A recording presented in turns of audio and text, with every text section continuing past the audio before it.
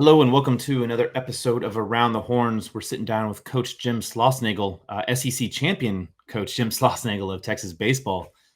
Coach, how does that sound? SEC champions, quite nice. Yeah, it's great. It's awesome. We all know what the standard is at Texas, and we all know what every college coach and college player plays for, and that's a chance to get to Omaha and play for a national title. But at the same time, it is okay to take a moment and appreciate any championship. And so, as I told our team yesterday, we've had a chance to play for 3 of them this year: one in Arlington, one in Vegas, and the SEC regular season. And super proud of our team and staff to endure those 10 weeks. It's a lot. And now we get a few days to regroup and hopefully over the course of the next 2 weeks, play some more good baseball and also be prepared for the regional. Yeah. 8 series wins out of 10 weeks. Just how much of that kind of did you see maybe the stress just kind of melt away from the team? It's like, okay, we got through the gauntlet. Now, like Augie always talked about, hey, this is the next season that we're starting. It's a whole new season. Nothing matters. That would just happen. And so I know y'all take every day as an opening day approach, but maybe did you see a little bit of the freeness or the looseness? It's like, okay, we want it. We can kind of mentally reset.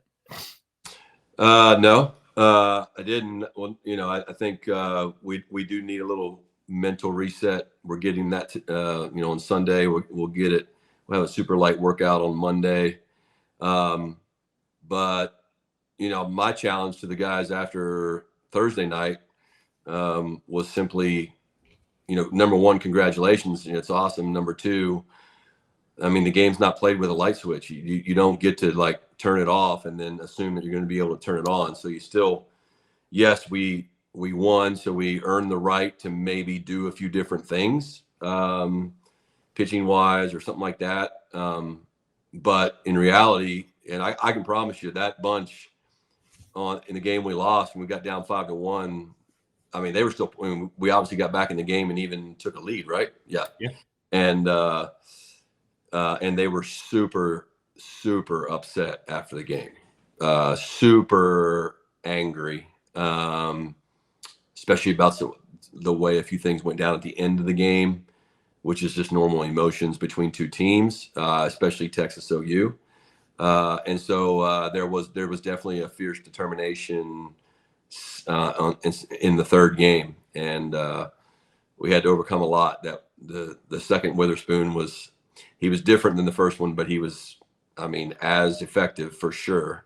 And so I was really proud of our guys yesterday, and so they've earned the right to get some rest. And again, it's you got to play well for 3 days here in a couple weeks, or 4 days if it's needed, in order to advance your season. So we don't assume anything. Yeah, I had multiple people kind of reach out and they're watching that Texas OU season finale, and they like, hey, this Malachi kid, what do you mean he's striking out all these Texas batters? Like, his numbers completely belie how good he is. I was like, yeah, he's got all the stuff. I mean, he runs it up to 100 miles an hour. And I think that first inning he hit 100 twice.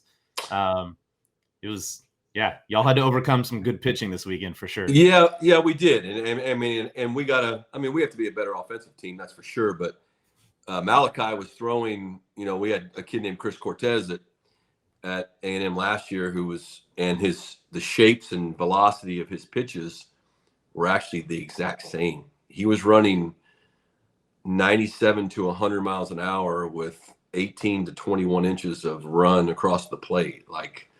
So when you're in the dugout, it's the worst place to watch a game, really, especially for the hitter-pitcher confrontation.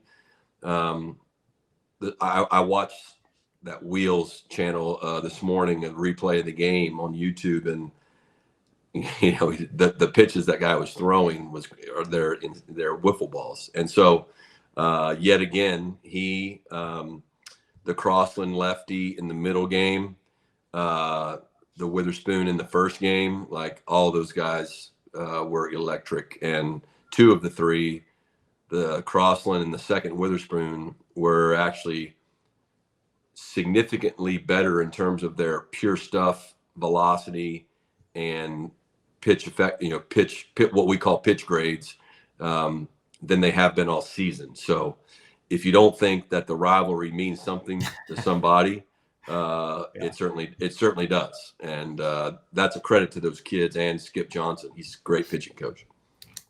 Yeah, Skip definitely knows how to turn a pitcher with pure stuff and just make him even better. I mean, we saw that for a number of years here in Austin, and certainly we've seen it up there in Oklahoma or up in Norman. What he did with Cade Horton a couple of years ago was just amazing. So regular season over with, y'all, obviously are going to go into the Hoover or the SEC tournament as the number 1 overall seed. Single elimination tournament. You don't even have to play till Thursday, but the way that everything's shaked out with the standings, unless there's some massive upset with Missouri, which I think, having watched a number of their games recently because of just pure fascination, maybe you might call it, you're going to play a different team, right? Alabama or Tennessee, which y'all have not faced this season. How big of an advantage or disadvantage is that with, obviously everything's on tape, but just playing a completely different team that you haven't played all season, all of a sudden it's, hey, you have one game to try to figure them out.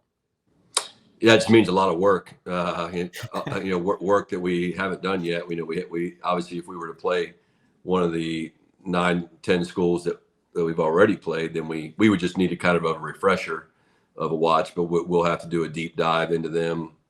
I don't even know what time that Tennessee game would be. So I don't have the bracket in front of me, but we'll have to either stay up late or get up early in the morning and break it all down for a supposedly 3 o'clock game, see how the weather plays out. But it'll be awesome. It's always the SEC tournament. Are you going? Planning on it. I'm credentialed, so yeah, it's we're not going. We made the decision, or I made the decision about a week ago to not go until the day before we play. Make sure Del Conte, hears that. We're always looking to save the program money. But at the same time, it's cool to be around it. I mean, it feels like Omaha, even though you can't walk to the game like you can in the College World Series or like you could at the Big 12 tournament in Oklahoma City, which I thought was cool too. But it's just the way the city embraces it, going to the ballpark, especially if you're not if you haven't been in the SEC. I remember my first time going to the Hoover Met and the stadium and seeing all the stuff you'd seen on TV before. It's awesome. It's so cool. You have the live SEC network set. If you win the game, they pull the coach and a couple players up live on TV. They've done a $25 million renovation to the stadium because honestly, it was pretty old. It was cool, but it was old and a little bit run down. And so they've done a big refresher, a lot of cool areas. It's great for the fans. They have a total fan indoor experience like they do it, like the SEC football championship or like they do at the College World Series. So I would really encourage anybody who could make it, just to go. If you love college baseball, you love to just sit down and watch awesome baseball all day. It's a really good family thing. And so I'm looking forward to, it's kind of like your kids on Christmas morning, there's only one first time, right? So to be a part of the first Texas team that gets to play in the SEC tournament, it's going to be fun to look at that through Rylan Galvan's eyes or Jalen Flores' eyes and just watch those guys. So, we want to go win, but it's going to be an awesome experience for our program. Yeah. And the good news for you is that Tennessee game is at 9:30 on Wednesday in the morning. Oh, good. So, yeah, y'all got maybe not have to stay up till 2 a.m. trying to break down some film because we all know the rain delays in Hoover are always unexpected or maybe expected and just going to send you into those late nights. Yeah. They've already talked about some weather. I think tomorrow's practices have already been moved off the field, and then they're talking about some big front coming through Tuesday evening that could affect the games. But then after that, once the front gets through, should be okay. So, the Hoover experience is, amazing for college baseball. It's a really special place. The setup though is a little different when it comes to the days that you play, right? So if you do win, because Texas plays on Thursday at 3 p.m. for those that don't know, and if you win that game, you don't play again until Saturday. So you're not having to play it back-to-back days. But does that present a conundrum for you as a coach when you start thinking about regionals the next weekend around, do I pitch a guy early? Do I pitch a guy with short rest? How do you handle that in terms of just wanting to assure and align your regional play? Because at the end of the day, you'll have a top 8 seed locked up. That's what's really important, is that regional play. Yeah, we won't do anything in the conference tournament to risk anything in the regional. And we've earned the right to do that, although we do want to win. But I think those are good opportunities for us to get some other guys on the mound in different situations, and it's also, if we have a player that's a little bit banged up, it gives us a chance to give them, potentially 2 full weeks to be ready to play. So at the same time, you got to keep guys sharp, right? So without revealing too much of what our plan is, which I don't even know what our plan is just yet. Some of it's going to depend on how some guys feel in practice the next couple of days. But, do you want X starting pitcher sitting for 2 weeks? Probably not. Do you want him to throw? I mean, I remember last year we went 2 and out. We threw Prager for 2 or 3 innings, and then he got a little tune up, but we lost the game. But he was awesome. He was great against Texas, and LBJ was good, really good too in that game. So, but he was ready. So that's the way we'll approach it, and it'll just kind of be determined on who's available and what we want to do with them without stretching anybody out. Yeah, it makes sense. Speaking of injuries, obviously y'all got a big boost to the lineup this past weekend. Max Ballou was able to play and not just hit, but he was out in the field as well. How much does that just kind of boost the team from a morale standpoint or just a confidence level? It's like, this guy's a guy that very clearly could have sat out the rest of the season, not take the easy path, obviously, because he had surgery. I mean, there's a lot of work there still, but said, you know what, I'm going to take my chances with Major League, but instead came back and worked his butt off to really get back and provide that huge moment on Thursday, I guess, actually. But he had a couple big moments this week. How big is that? Huge. The day he just told everybody I'm hitting on the field in BP last Tuesday, that day itself was a completely different practice. There was a completely different energy to the practice. Not that energy prior to that had been bad, but it just felt different. And everybody, including myself, took confidence from it. Max did an awesome job of having his legs ready to play. Even my son asked me if he was gonna, are you gonna DH him first? I'm like, no, he's been running. He's been shagging fly balls for 2 weeks. Like, it was just the hitting that was coming last. And so he was ready to go. And it did provide a boost. Obviously, I think what he's doing is giving him a boost as a draft pick, because I think teams look at that and say, that's freaking awesome. That guy's hustled back. He's going to grind it out. They understand that he may still be dealing with, some soreness or maybe even a little bit of pain. But that just proves to you what kind of competitor he is. And they also understand that he hasn't seen live pitching, no matter how much sim game stuff we give him. I mean, it's not, and I mean, we don't have anybody like Witherspoon on our team. So just, seeing, or Witherspoons. And so seeing that stuff, seeing Crossland left-handed, it's all great preparation for the postseason. And we just got to, we're not there yet. So we got to keep our fingers crossed that we keep him and everybody else healthy. Yeah. And then, obviously Mendoza was able to come back, and I know he had been trending upward for a little while. And I from what I hear, he was very much like eager to get back into the swing of things, just knowing his kind of, I always call it the dirtbag mentality, but he's one of those guys that just wants to be on the field playing all the time. So he does. And he and I like to think we have a really unique, fun, cool relationship. And I didn't do it in the first game. I think Rodriguez played third in the Thursday game. I played second in the first game, and then in the second game, I posted the lineup, but I didn't. I left his position empty, and I left Rodriguez's position empty because I just wanted to see how BP went and see how they felt and stuff like that. And Ethan walked up to me and said, I'm playing second base today. So I was like, okay, yes, sir. You got it. 4. And that's not a slam to A-Rod. I mean, A-Rod played awesome at second base and continues to, and still may again. Yeah. But he's also, he's such a great competitor. Both of them are, but A-Rod is like, yeah, I mean, he's fine. He likes being on the field. I think both of them, have had to learn and struggle with the DH thing, but yeah, that was awesome from Ethan, but they're both great players.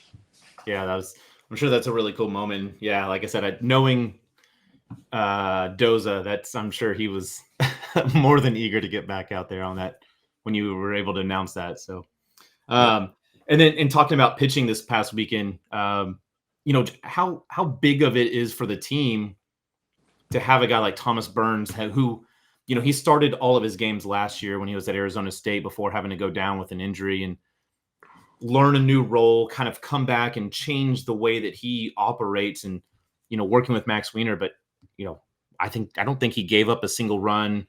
He had 5 or 6 strikeouts over his 4 innings of work. Just how important of a piece of that is it going into regional and, potentially super regional play? Yeah, massive. The fact that he went twice in the weekend, which I think he did last week. Yeah. Against Florida. He went 40-some pitches, probably 40-ish yesterday. So he's actually pretty efficient given the kind of pitcher that he is. And the fact that he was a starting pitcher last year at ASU certainly makes you think about some different things. And whether it be for this year or for next year. And so we'll continue to play, tinker around with it a little bit, but he's a weapon. He got toughness. Now he's got some confidence in multiple pitches. So you got to credit him and Max obviously for this continued development. So having Grubbs and Burns and Valantes and our wild card Ethan Walker. Those guys are really, they make us good there from the middle of the game on. So the key, moving forward is we got to stop playing from behind.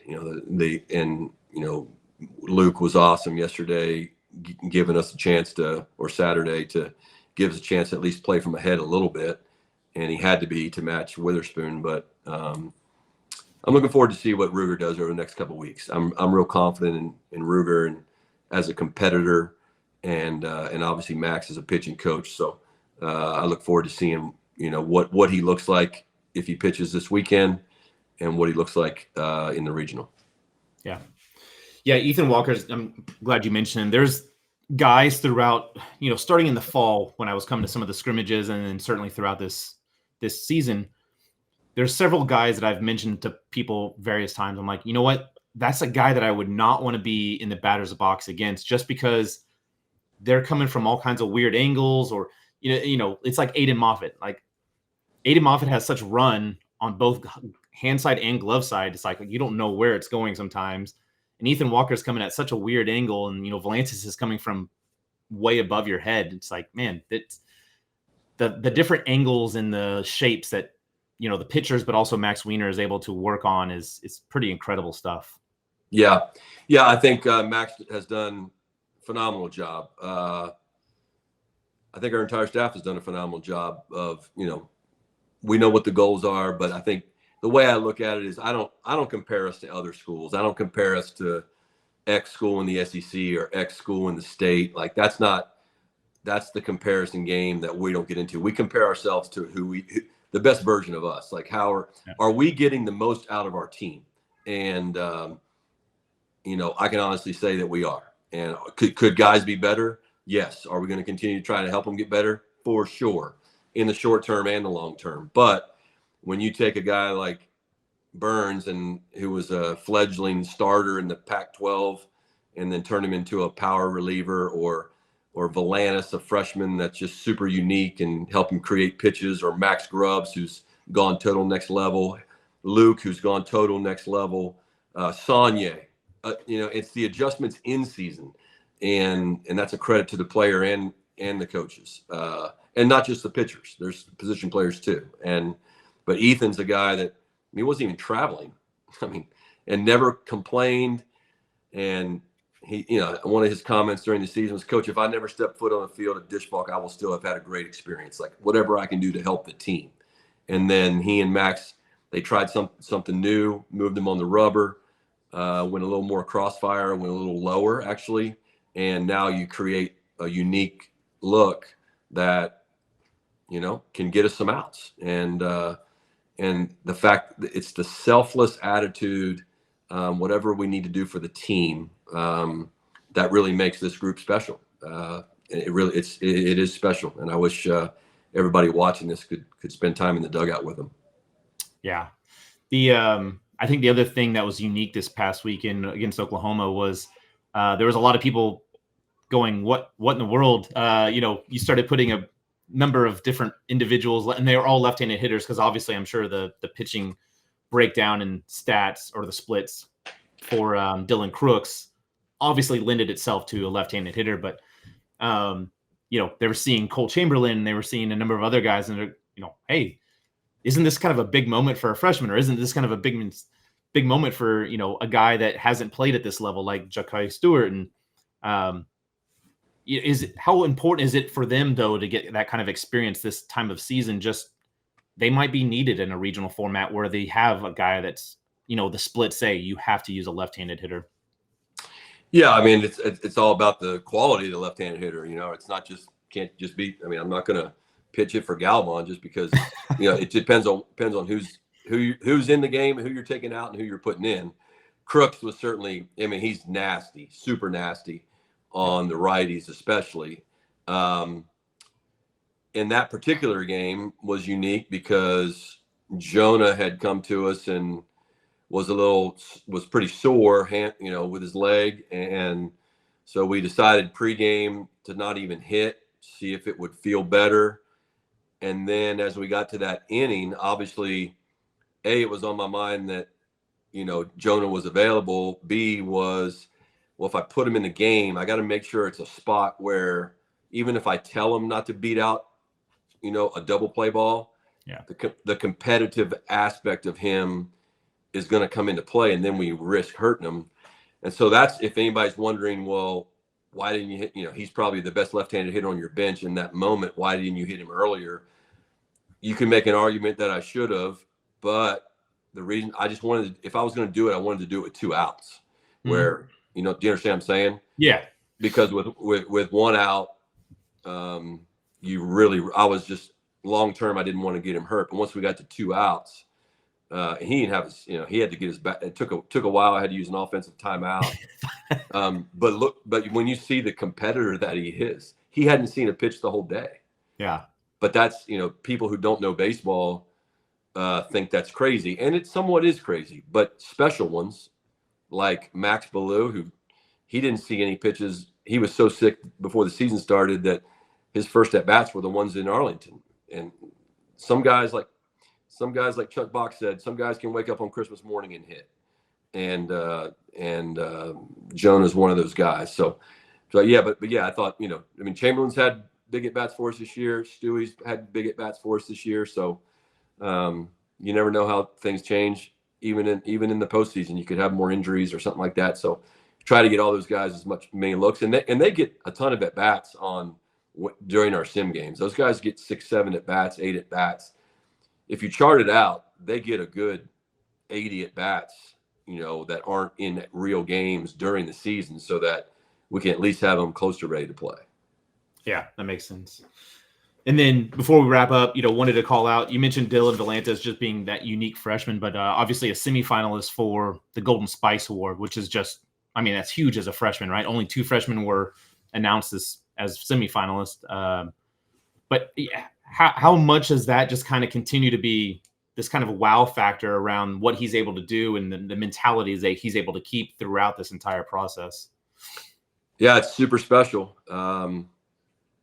I've been doing it for a while. I've had a couple guys win freshman of the year in the country, whether it be position players or a pitcher, but one two-way guy. But they all have that heartbeat of, they're not fazed by anything. They respect the game, they respect the opponent, but they're not fearful, and they believe in themselves, and they're all about the team. Certainly Dylan, we'd like for him to become a starting pitcher more than likely next year. But what I was impressed with this weekend is Oklahoma did a really good job against them. Yeah. That's a team that doesn't swing and miss much. So there was a lot of, a lot of two-strike breaking balls that a lot of people swing through that they weren't.